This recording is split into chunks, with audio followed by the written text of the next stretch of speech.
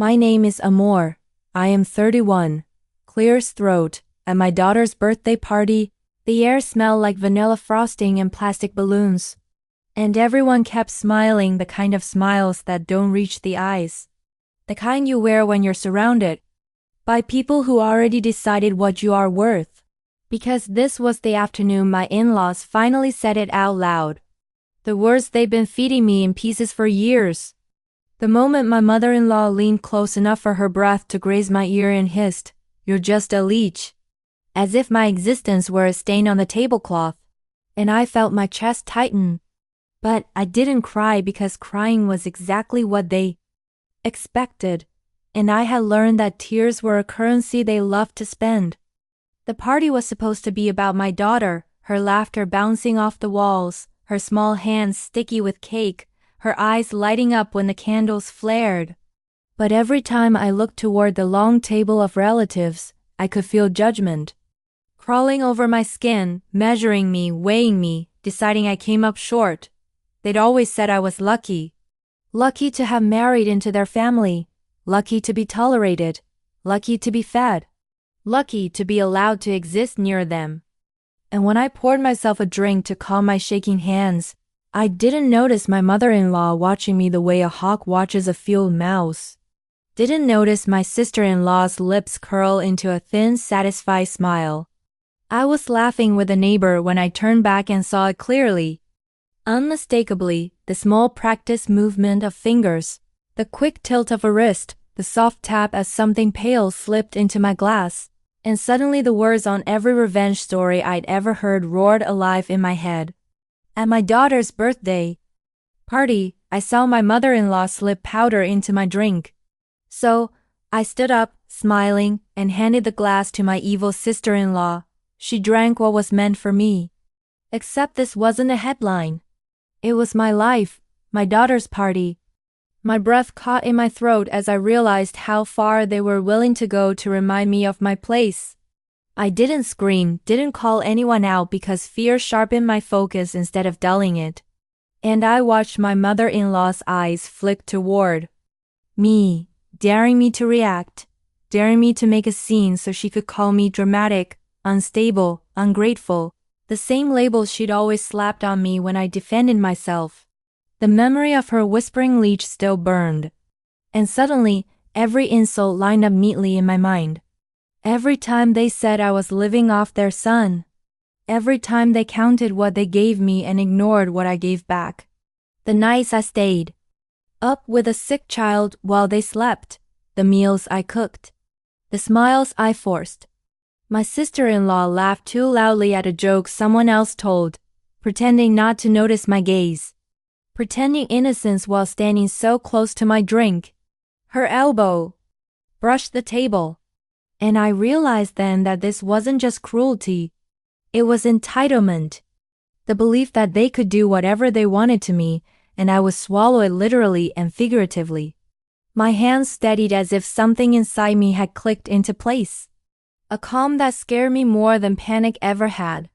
And I wrapped my fingers around the glass, feeling its cold against my palm, thinking about my daughter's face, about what it would mean if I drank it.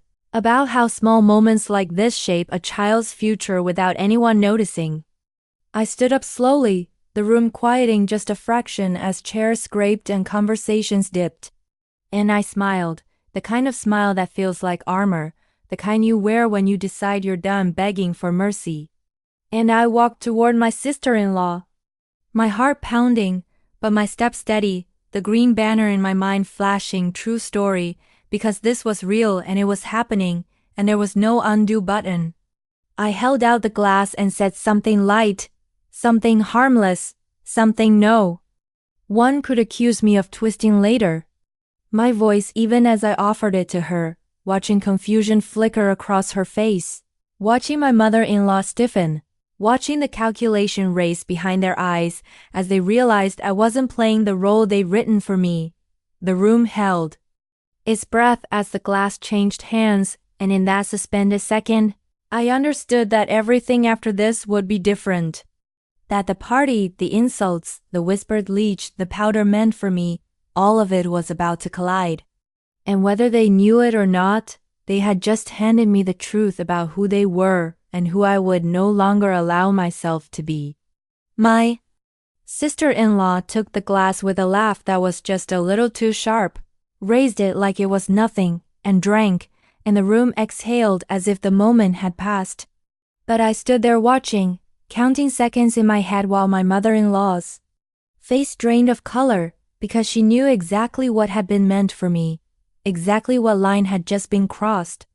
And for the first time since I married into that family, the power shifted so quietly most people didn't even notice. At first, nothing happened, and my sister-in-law smirked, clearly thinking she'd won. Clearly thinking I'd tried and failed to embarrass her. But then her smile wobbled just a little. The way a mask slips when it's been worn too long. She pressed a hand to her stomach, laughed it off, took another sip of water, and my mother-in-law rushed to her side too fast. Too eager, asking if she was okay, drawing attention where none had been before. That was when people started to look, really look, the way relatives do when gossip smells fresh. My daughter tugged at my dress, asking for another slice of cake. And I knelt to her level, smoothing her hair, keeping my voice calm. Because no matter what happened next, this day was still hers, and I refused to let their poison touch her memories. Behind me, chairs scraped, whispers spread, and my sister-in-law's laughter turned brittle, then thin, then stopped altogether as nausea washed over her face, and suddenly the room that had always felt stacked against me felt unbalanced in my favor. Someone suggested she sit down. Someone else asked what she'd eaten, and my mother-in-law's eyes burned holes into my back. A silent scream of accusation and fear, but she couldn't say anything without revealing everything. I remembered her breath in my ear, the hissed insult, "You're just a leech." And I realized how desperate those words had been, how badly she needed me to believe them, because if I ever stopped believing them, she lost control. My sister-in-law ended up in the bathroom, vomiting, humiliated, while guests pretended not to notice. And when an aunt asked me quietly if everything was all right, I met her gaze and said, yes, my voice steady because the truth was, for the first time in years, I was more than all right.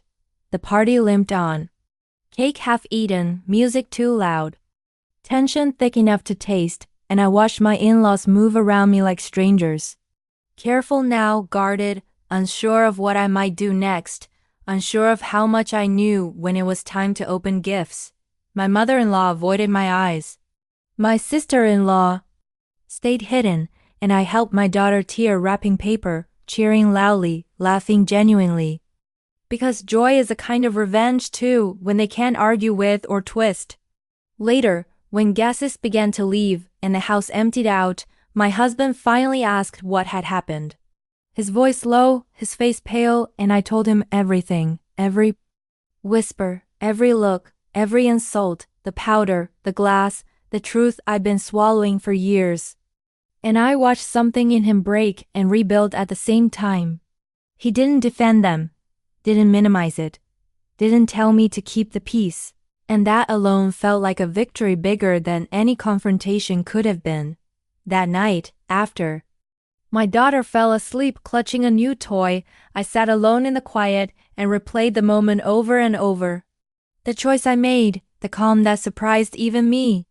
And I understood that what was meant for me wasn't just poison in a glass. It was a lifetime of humiliation, of being made small, of being told I was nothing without them. But what they handed me instead was clarity. I stopped answering their calls. I stopped attending their dinners. I stopped explaining myself to people who never listened. The word leech lost its sting when I saw how desperately they needed me beneath them to feel tall.